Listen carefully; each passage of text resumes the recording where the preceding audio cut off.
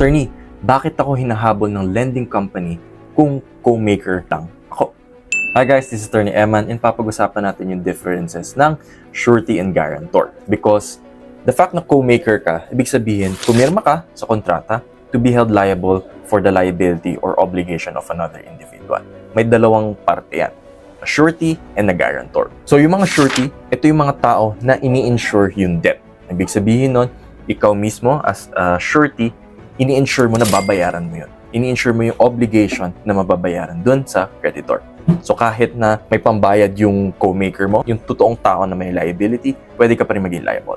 Compared naman sa guarantor, meron tayong tinatawag na benefit of excussion.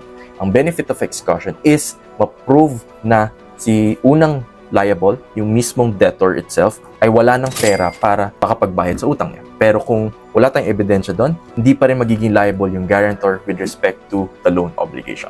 So, ano yung pinaka-main difference nila? Surety, immediately liable.